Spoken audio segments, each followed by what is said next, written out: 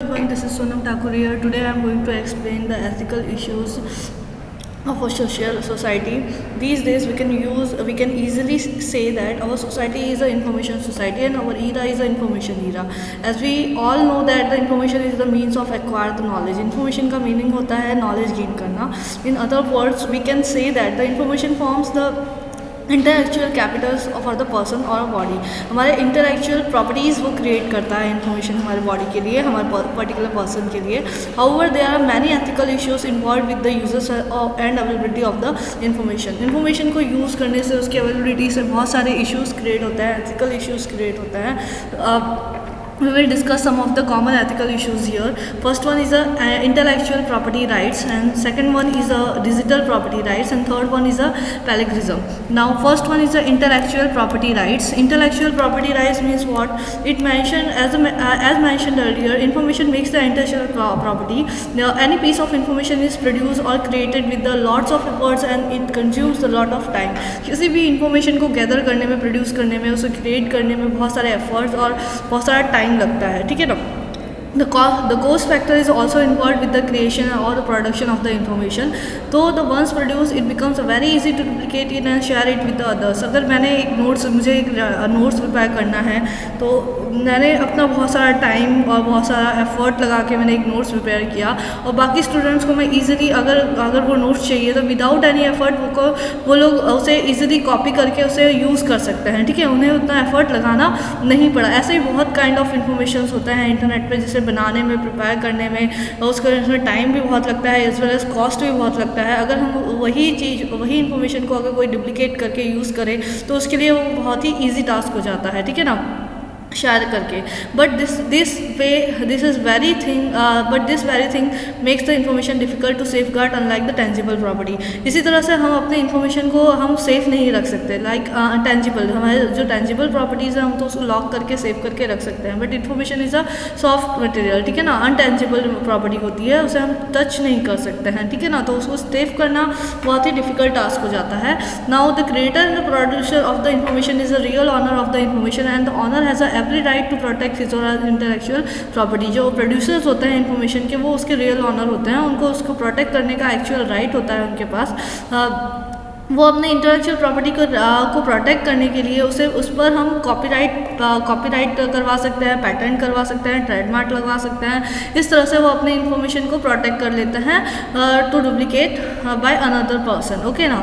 वो कोई another person उसे डुप्लीकेट ना कर सके इसलिए. तो the ethical use of involve what it is that information must not be exchange without the consent of the its owner. अगर हमने उसके ऊपर ट्रेडमार्क, कॉपीराइट और इन पेटेंट लगा दिया है तो विदाउट यूज ऑनर्स परमिशन वो उसे यूज़ नहीं कर सकता है, एक्सचेंज नहीं कर सकता, ठीक है ना.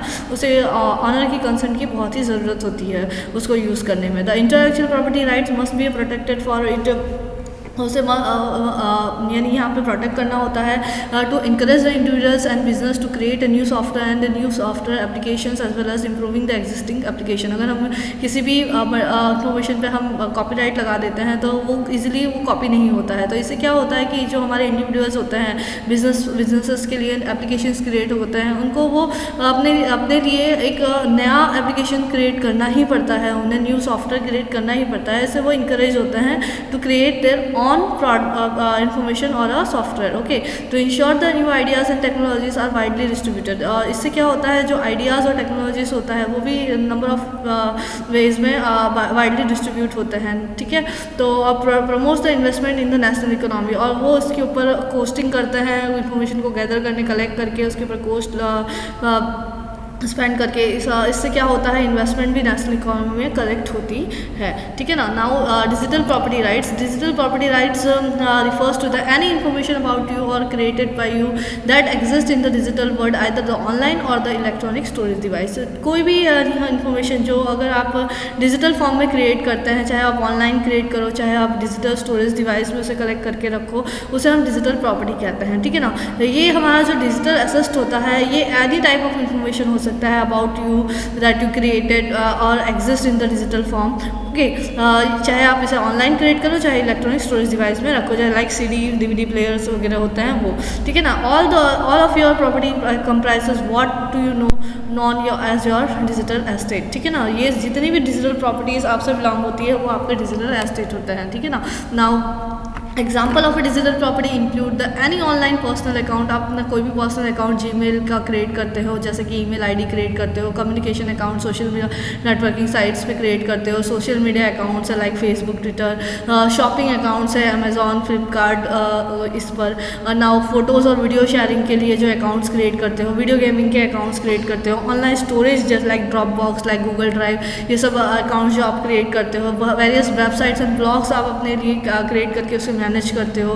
तो बहुत सारे डोमेन नेम्स जो रजिस्टर होते हैं by your name, and that all are the intellectual property that include the copyright material and trademarks and patterns and any software or code you may have written or on etcetera, ठीक है। इन सब चीज़ों को हम अपने digital properties में include कर सकते हैं। Digital property rights lie with the owner legally a person who has created it, the owner who has got it developed by the paying the legally is the legal owner of a digital property. Only the owner can use or decide who all and in what form can his or her digital estate may be used by other, and whether by making the payment or by buying it or by obtaining its license or uses the rights etc. But this is not the case generally. There are many threats of a digital properties.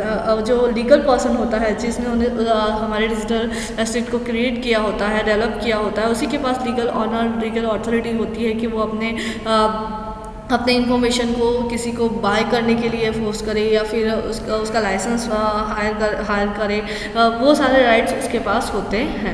इसी तरह से हम कह सकते हैं कि digital properties के related बहुत सारे थ्रेड्स भी होते हैं। वो थ्रेड्स क्या हैं वो हम देख लेते हैं। Digital software penetration tools, although one needs to buy the users rights or the license to use the digital properties. बहुत सारे सॉफ्टवेयर ऐसे होते हैं कि अगर आपको उसको यूज़ करना होता है तो उसके रिलेटेड आपको लाइसेंस ऑब्टेन करना होता है, ठीक है ना। They are many software penetration tools like cracks and the keygens and the tools created by the hackers are penetrate the software registration system and enable the unauthorized user to freely access your software without carefully paying for it. बहुत सारे ऐसे crackers होते हैं जो उनके पास कीजोन्स होते हैं जो आपके रजिस्ट्रेशन सिस्टम को हैक कर लेते हैं और उसको अनऑथराइज्ड यूजर्स की तरह वो उसे फ्रीली एक्सेस कर लेते हैं, ठीक है ना, without paying any cost of it, ठीक है ना, सॉफ्टवेयर के। Now stealing and plagiarizing codes of your digital property. Sometimes the other developers somehow get the hold of your software source code and then create the plagiarized version of your code and use it their own software. कभी कभी ऐसा भी होता है कि कुछ developers होते हैं जो इलीगली अपने उनके सोर्स कोड को होल्ड करके उसके वर्जन्स में कुछ चेंजेस करते हैं, सोर्स कोड में चेंज करके उसके अपने ऑन सॉफ्टवेयर में उसे यूज़ कर लेते हैं, ठीक है ना। तो उसे प्लेगराइज्ड कोड कहते हैं, ठीक है ना।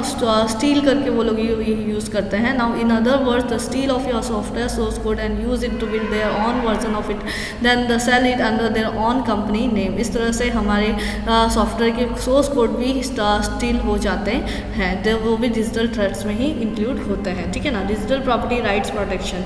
नाउ हम अपने डिजिटल प्रॉपर्टीज़ को किस तरह से प्रोटेक्ट करें हम उसके बारे में अभी यहाँ पे देखते हैं। There are multiple types of threats to digital properties, there are many ways to ensure the protection to your digital properties. Okay, first one is the anti-tamper solution. What is the anti-tamper solution? There are many anti-tamper solution available today to ensure that your digital property of a tamper proof. बहुत सारे anti-tamper आपके पास आपको digitally यहाँ पे available होंगे internet पे।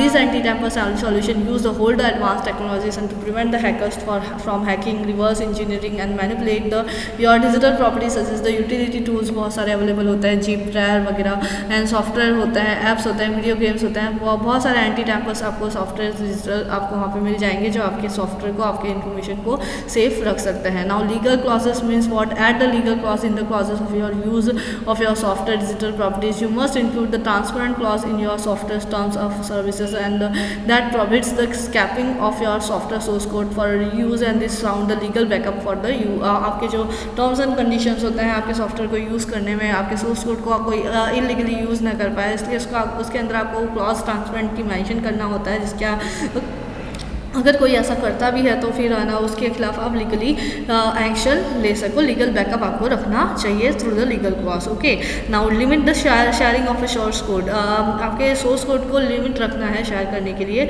You should share your source code only with the trusted individual who are part of the development team, और you should also use the digital rights management solution to protect your software from being scrapped for the source code using the demo compilers. बहुत सारे demo compilers होते हैं जो आपके digital rights solutions को आपको वो कॉपी कर लेते हैं, उसको नंबर ऑफ़ टाइम्स यूज़ कर लेते हैं। तो इस तरह से आपको वहाँ पे लिमिटेशन रखनी चाहिए कि कितने नंबर ऑफ़ पीपल एक टाइम पे एक सॉफ्टवेयर पर वर्क कर सकते हैं, कितने उसे कॉपी कर सकते हैं या यूज़ कर सकते हैं, वो सब आपके राइट्स हैं, वो आपको सेट करना होता है। फिर plagiarism, what is a plagiarism? Plagiarism is stealing someone as intellectual proper work और representing it as your own work without citing the source of information. आप किसी के रेफरेंस ना दो और आप उनका कंटेंट कॉपी करके अपना कंटेंट ओन कंटेंट की तरह रिप्रेजेंट करो, तो उसे हम प्लेजरिज्म कहते हैं इंटरनेट की लैंग्वेज में।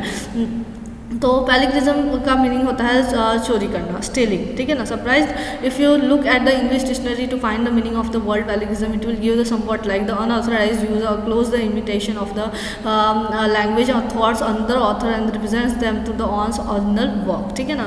एक्जैक्टली यही हमारे इंटरनेट की लैंग्वेज में भी है कि plagiarism is stealing someone's intellectual work and representing it as your own work without giving the credit और क्रेडिट टू क्रिएटर और the without citing to the source of information, ठीक है ना। Any of the following acts would be termed as a plagiarism, जैसे कि हम using someone's authors work without giving the credit to author, author को credit दिए बिना उसके कंटेंट को हम अगर यूज़ कर रहे हैं तो वो पैलिग्रिज्म कहलाता है। Using someone's else work in incorrect form that in originally by the author और क्रिएटर, किसी और का वर्क हम इनकरेक्ट वे में हम चोरी करके उसे ओरिजिनल ऑथर के इंटेंशन के बिना अगर हम यूज़ करते हैं तो वो भी हमारा पैलिग्रिज्म के अंदर काउंट होता है।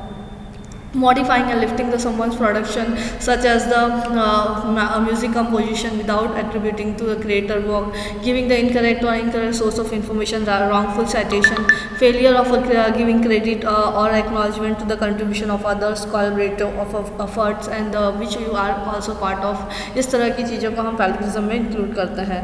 How not to पैलिग्राइज, किस तरह से हम पैलिग्राइज करने से बचा सकते हैं। Now not as the most universities put the student handbook to avoid the you must give the credit whenever you use। तो हम बहुत सारी यूनिवर्सिटीज़ होते हैं कि जो हम अपने प्रोजेक्ट्स वगैरह में अपने डिफरेंट ऑथर्स के कंटेंट को हम यूज़ करते हैं, तो हम वहाँ पे लास्ट में रेफरेंस को पेज भी हम मेंशन करते हैं to mention their credits। Okay, now another person's idea opinion theory, हम उनके क्रेडिट को हमें वहाँ मेंशन करना चाहिए। Quotation of another person actual spoken or written, अगर हम कोई स्टेटमेंट लिख रहे हैं वो किसी अनदर पर्सन ने ऑलरेडी स्पोकन किया है, रिटर्न किया है, तो उनका नाम वहाँ पे मेंशन करना चाहिए। Paraphrase of another function spoken and return, वहाँ पे भी हमें वो सारी चीज़ों को मेंशन करना चाहिए, ठीक है ना।